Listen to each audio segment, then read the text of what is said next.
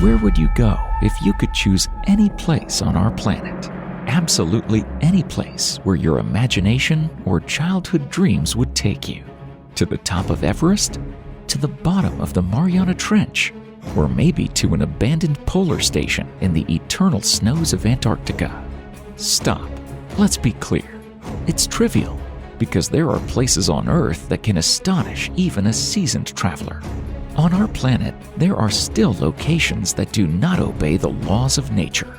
And despite the progress of science, thousands of scientists continue being in the realm of guesswork and forming incredible hypotheses about the reasons for the emergence of these places on Earth.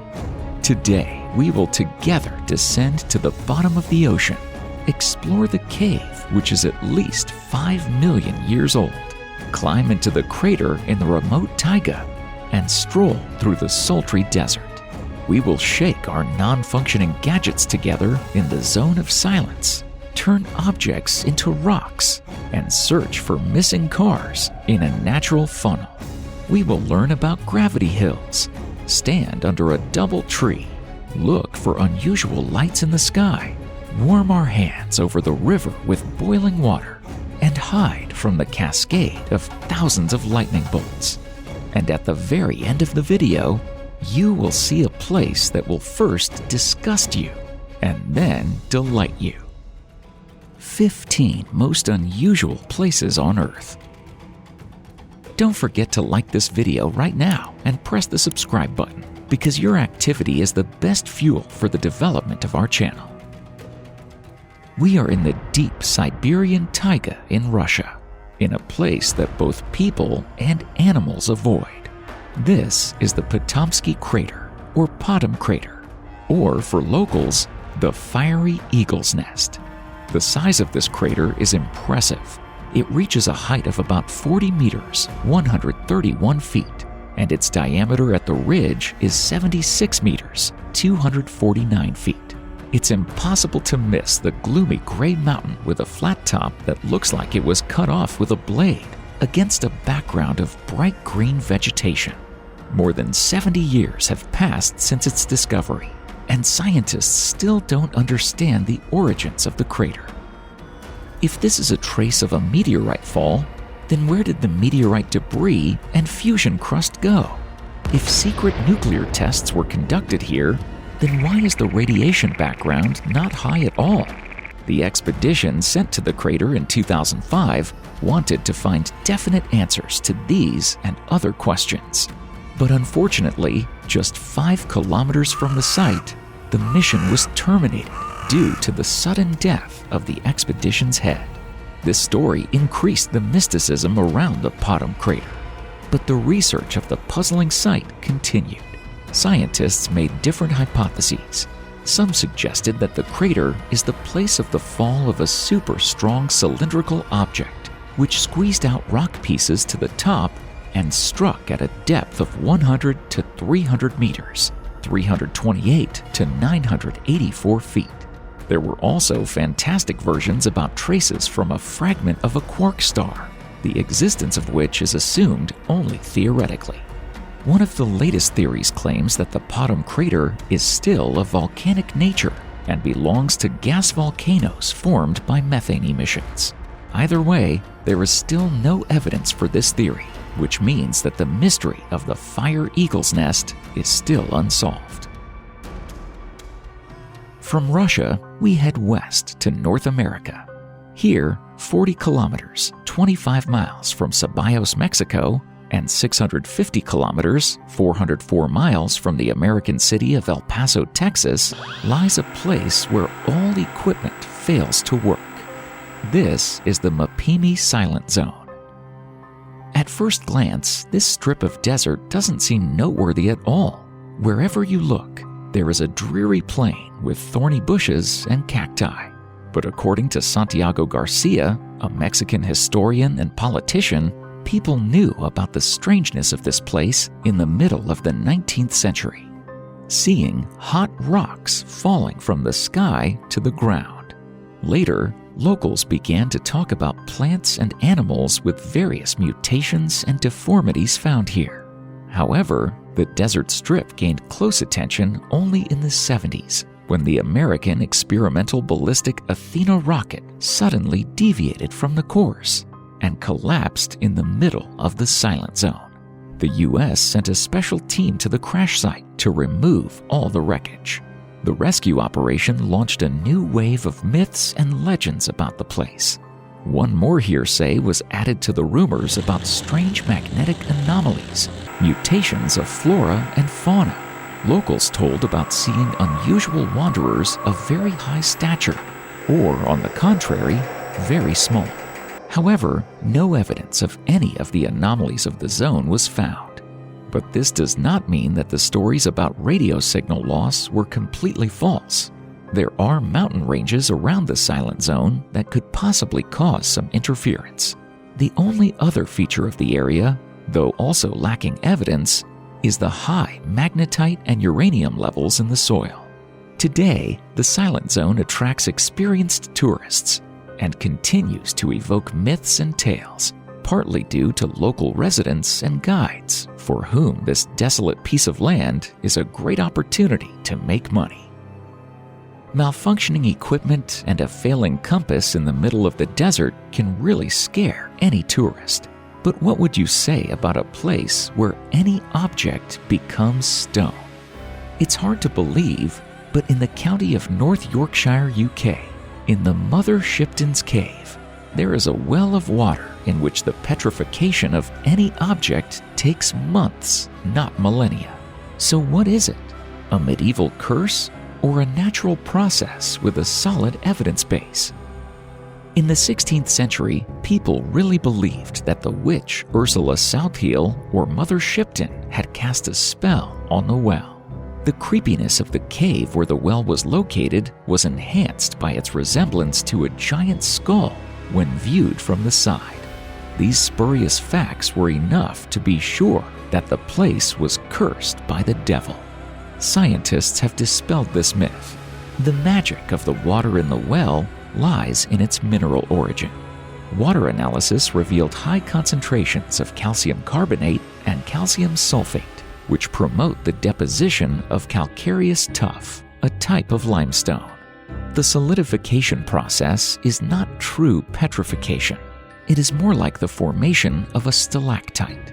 That is, the molecules of the origin object are not replaced by molecules of the stone or mineral, but overlap. And although the legend of the cursed well has shattered on the hard rock of science, tourists continue to come to the country of Yorkshire from all over the world to see with their own eyes a unique natural phenomenon. On another continent, in Minnesota, USA, travelers and researchers are trying to solve the mystery of the waterfall with an eerie name, Devil's Kettle.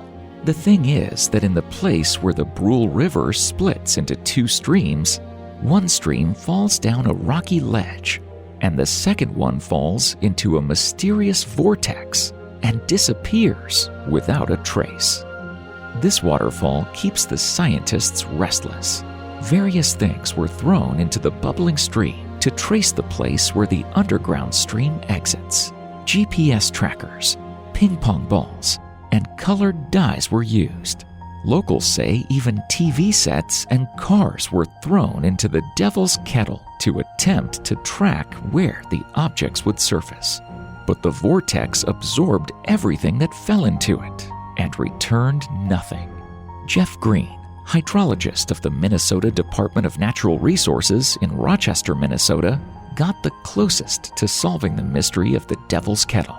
The scientist measured the volume of water before it splits into two streams, and then compared it to the volume of water downstream.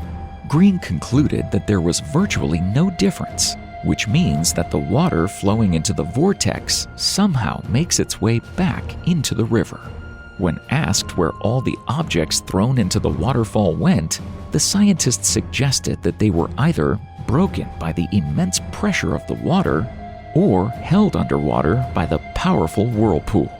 In any case, Green was unable to find the point where the water resurfaces. He could only assume that the Devil's Kettle Falls flows out right before where it flows in. This means new experiments and tests for researchers in the near future. But let's move back to another continent, to the north. In Norway, since the 1930s, locals and researchers have been puzzling over the nature of the differently shaped luminous objects that appear at different intervals over the Hessdalen Valley. They have different colors, from white to red shades. Some lights hover over the plain for a long time, others pulse like disco lights, and others sweep across the sky and leave visible traces behind. The most lights are observed during the cold season, from 2200 to 0100, 10 p.m. to 1 a.m. The nature of this phenomenon has fascinated scientists so much that the Hessdalen AMS automatic measuring station was established near the village in 1998 to make observations. Equipped with cameras, radar, and a number of other instruments to record environmental parameters, the station records unusual lights around the clock. But alas, there is still no answer to the main question of where they come from and what they are made of. The researchers have many versions. Some see the origin of the mysterious lights in the deposits of scandium in the Hessdalen Valley. Allegedly, it affects the still not fully investigated process of dust combustion, involving oxygen, hydrogen, titanium, and other elements. Other scientists believe the lights are formed by a cluster of microscopic Coulomb crystals in the plasma. Dusty plasma is generated through the decay of radon and the release of ionizing radiation. Some support the hypothesis of Hessdalen lights as a product of piezoelectricity. This is a process in which during the compression or stretching of some natural crystals, electrical charges arise on the crystal faces. Many crystal rocks in the Hessdalen Valley contain quartz grains, which in turn create an electrical charge. But so far, there is no evidence for either theory, which means the Hessdalen lights continue to be the most persistent, unidentified atmospheric phenomena in recent history. While Romania cannot offer such vivid aerial highlights, it is virtually unmatched in the realm of caves, especially when it comes to a cave that has been hidden from human eyes for 500,000 years. Movile Cave was accidentally discovered in 1986 during construction work.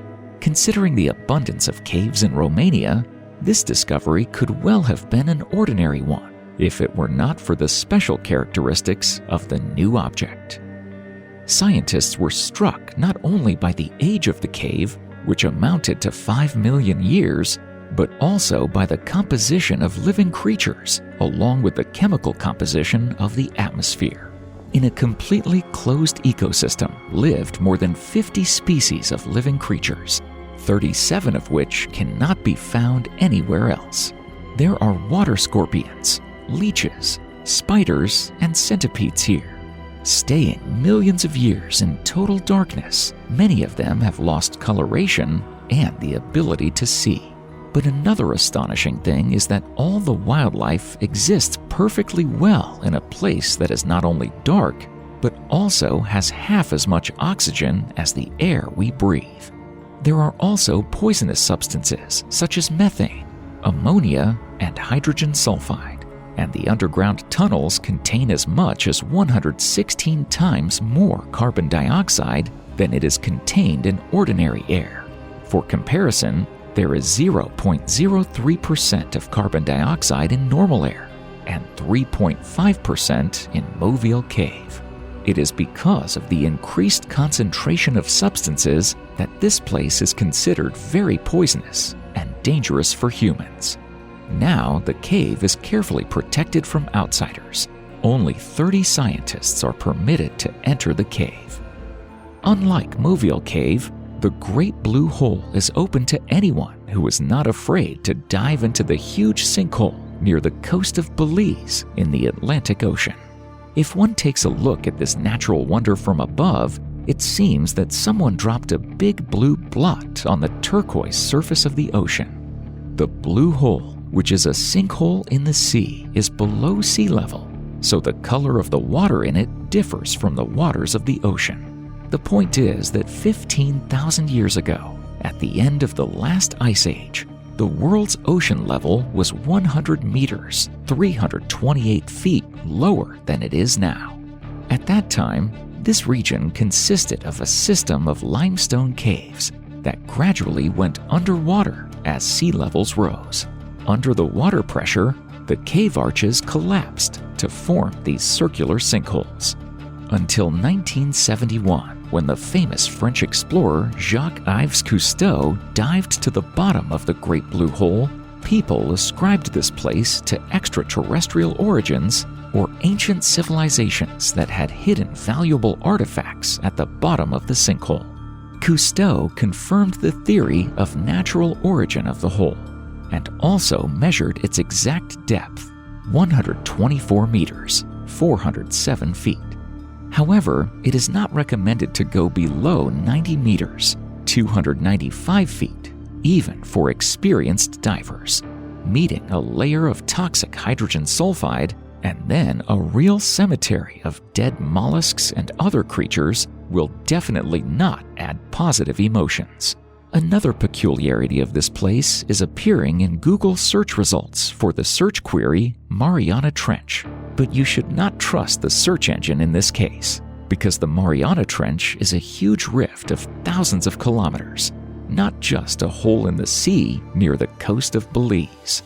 Now we're heading to Piedmont, Italy. This region is famous not only for its fine wines and truffles. Here, between the towns of Grana and Casorzo, a unique double tree grows. It consists of two trees. A cherry tree towers above the mulberry tree. No one knows how the cherry tree managed to take root and survive in such a strange position. But one popular theory claims that it is possible for one plant to grow atop another. These plants are called epiphytic plants and are commonly found in nature. They include orchids, some species of pineapples, ferns, and cacti. But epiphytes are usually small in size and do not live very long. The double tree of Casorzo, or Bialbero di Casorzo, challenges all epiphytes because it is many years old, and the cherry tree alone is now no less than 5 meters, 16 feet in size. So where did such a strange tree come from? According to one popular theory, a cherry seed was dropped onto a mulberry tree by a bird. The cherry tree seed then gradually sprouted down the trunk of the mulberry tree and eventually took root in the soil. Amazingly enough, the two trees have gotten along just fine for many decades. They both get enough water, sunlight, nutrients from the soil, and even space. Without further words, let's take one last moment to admire this miracle tree and move on to Kazakhstan, to a place dubbed Sleepy Hollow by journalists. There are no unique plants or architectural masterpieces in the village of Kalachi, but once you're there, you can lose your memory, feel weak, experience hallucinations, and even suddenly fall asleep for a couple of days. This doesn't sound well, does it? When cases of sickness among locals became more frequent, the town raised the alarm. Investigations of the air, soil, and water in the village began. Dozens of hypotheses related to food, chronic diseases, or bad habits of the locals were ruled out, and scientists switched their attention to the abandoned uranium mines nearby. Thus, for example, increased radon content in the air was detected, but experts concluded that radon cannot cause sleeping sickness. Then some of the researchers focused their attention on the underground water. It turned out that all the villagers took drinking water from the same source. Byron Crape, a professor of epidemiology at Nazarbayev University, became interested in this version and was convinced that chemicals that had gotten into the groundwater could be to blame. The professor believes that there could be a chemical weapons factory, of course a secret one, near the village of Kalachi. The factory workers could have thrown a barrel with chemical waste into one of the inactive uranium mines. The barrel corroded, leaked, and the chemicals seeped into the water. Unfortunately, CRAPE can't prove or disprove this theory yet. It's too risky to go down into the uranium mine to take samples. It could collapse at any time. However, the official version of sleeping sickness is different now. Because of uranium deposits, gases are occasionally released from the bowels of the Earth, and then the content of oxygen in the air decreases, while the content of carbon dioxide and carbon monoxide rises. By the way, it's been 7 years without a single case of sleeping sickness in the village of Kalachi, and scientists still hope to solve the mystery of the phenomenon of the sleepy village. And now we're heading to the Namibian desert. Sure, there are national parks with amazing animals and the highest dunes on the planet. But we are looking for something else. In Namibrand Nature Reserve, you can meet magic circles, a phenomenon that has been puzzling scientists for more than 100 years. The entire surface of the desert, over 2,000 kilometers, 1,243 miles, is studded with mysterious grass-like circles scattered like peas. Rounded areas of bare earth are fringed with grass, while there is no grass in the center of the circle, and no circle ever overlaps another. In addition, the magic circles behave like living ones. They appear and vanish. Scientists have even managed to establish the life cycle of the circle, from 30 to 60 years. But where did these strange circles in the desert come from? Today, scientists have two versions of the origin of the magic circles. One theory ascribes the phenomenon to a particular species of termite, Samotermes alloceras. Termites bury themselves in sand and damage plant roots. The excess rainwater seeps into the sandy soil before the plants can absorb it. The termites need it to maintain a certain body humidity. As a result, the plants die off in a circle away from where the insects nest, and supporters of the second theory argue that the cause of the magic circles is a war between plants for moisture and territory. In an arid desert environment, plants have to self-organize and compete for resources, settling in such a way to use most of the available water. But both theories could not fully explain the phenomenon of magic circles in Namibia. If termites are to blame, how can the tall grass around the perimeter of the circle be explained? If it's all about plant behavior, then why do the circles appear and disappear? Or why are they not found in other regions of the planet with similar natural conditions? A third group of scientists took the two theories and combined them, and then everything fell into place. The researchers created a model of the Namibian circles where termites and plants interacted with each other. Termites removed vegetation from the surface of their dwellings to keep moisture for themselves, and the vegetation along the perimeter of the termite nests benefits from the excess moisture and begins to grow vigorously.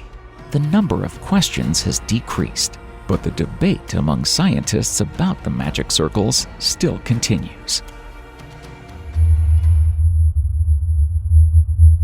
By the way, can you hear the hum right now? You probably don't if you're in a room with good soundproofing, but you surely know the feeling when there is nowhere to hide from the unpleasant sound when, for example, machinery is working nearby. Now imagine that a barely audible humming sound haunts you always and everywhere. You can't hide from it. You can't turn it off or not even pause it. This is the situation faced by more than 100 people living in Taos, New Mexico, USA. People eventually appealed to the authorities with a request to find the source of the maddening sound and eliminate it. Congress gathered a team of scientists to try to solve the problem of the hum. The hum was persistent. It was not heard by all residents. The sound itself was low frequency, between 30 and 80 hertz. The hum was noticed not only by the residents of Taos, but also those living in the surrounding area. The hum also caused health problems for some people. Residents reported dizziness, insomnia, and high blood pressure. The researchers conducted a sampling. Out of 1,440 residents, 2% of the people heard the hum. When all external sources were checked, the team of scientists focused on determining the sound sensitivity of the group of people who heard the hum. The study's result surprised everyone. The scientists found that a small percentage of locals had developed a special sensitivity to low-frequency sounds and heard them all the time, while other people were unable to perceive this sound. For comparison, the human voice frequencies start at 85 Hz, low male voice, or 165 Hz, low female voice. Dr. Nick Begich and Patrick Flanagan went further and offered another version of the noise's origin. In their opinion, the locals have developed a unique ability to distinguish noise from the electromagnetic field, but no proof of either theory was found. In the end, a scientific report was published, according to which the distinctive hum was attributed to the physiological features of some people and various hearing disorders. But this version still does not seem so reliable. If you're tired of the Taos hum, it's time to head to the lightning capital. Where is it? In Venezuela, over Lake Maracaibo. Nature puts on a daily light show. At peak hours, up to 28 flashes per minute can be seen here. Cascades of lightning strikes in the same place for hours. A breathtaking sight for an observer. However, one should remember to take precautions because the probability of lightning strikes in this area is the highest in the world. 250 lightning strikes per square kilometer, 0.4 square miles per year, which amounts to about 1.6 million lightning strikes per year. In Egypt, for comparison, lightning occurs once every few years. Catatumbo lightning is an ozone factory. It is believed that 10% of the total ozone on the planet is generated here. Ozone, in turn, is a powerful oxidizer and plays an important role in protecting the Earth from ultraviolet rays. So why is this place so favored by lightning? Previously, there was a popular theory about high uranium content in the ground in this place, which attracts lightning discharges. Then the researchers blamed methane, which is actively emitted from local oil fields. But in 2010, both theories were defeated because the lightning stopped due to drought. Then, scientists got a new theory about the connection between lightning and air humidity. But today, experts tend to think that the reason for the unique natural phenomenon over Lake Maracaibo lies in its location. The lake is surrounded from all sides by high mountains.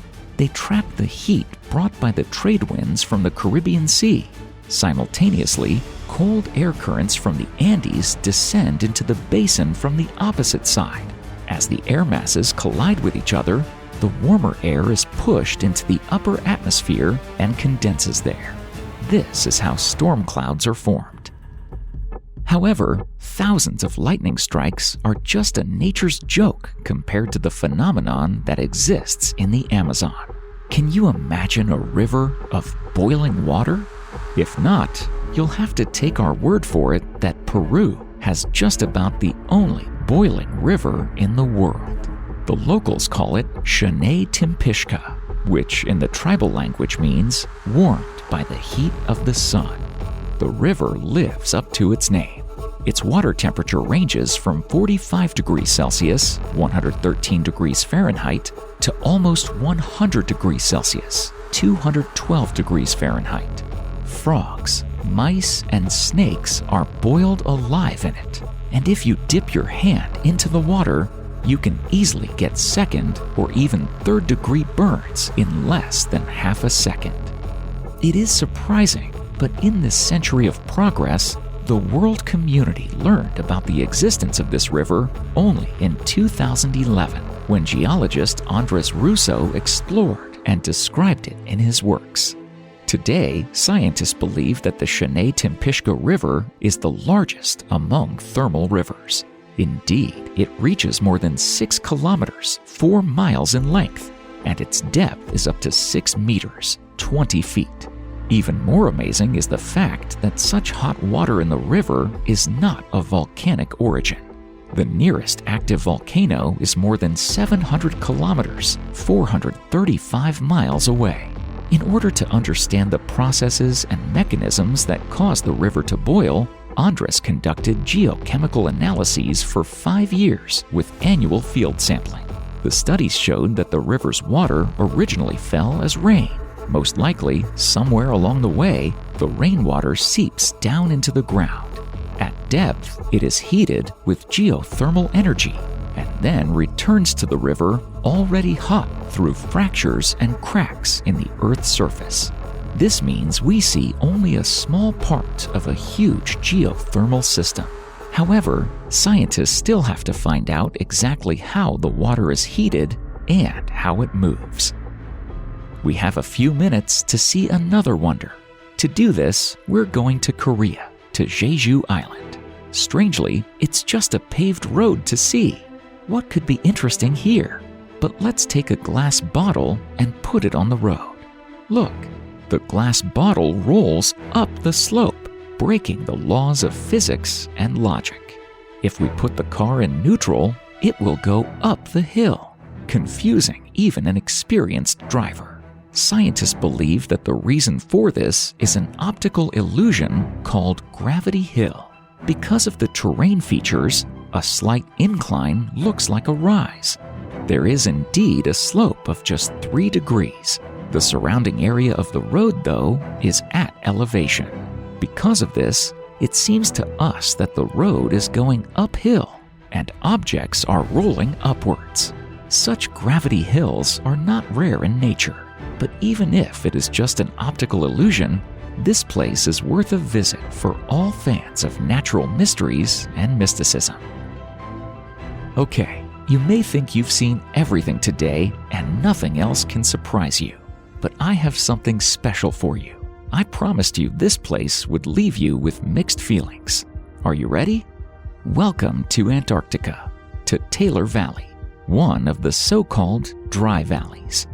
There is no snow here, and powerful winds blow at speeds of up to 300 kilometers per hour, 186.4 miles per hour, sweeping away everything in their way. And it is in one of the harshest places on the planet that Blood Falls is located. Of course, there's no blood in it. But what is it? And why, with an average annual temperature of minus 17 degrees Celsius, 1.4 degrees Fahrenheit, is the water in the falls not freezing? First, the bloody color of the water was explained by red algae, which was not found in the water. But scientists got an answer to the question of why the water in the falls does not freeze.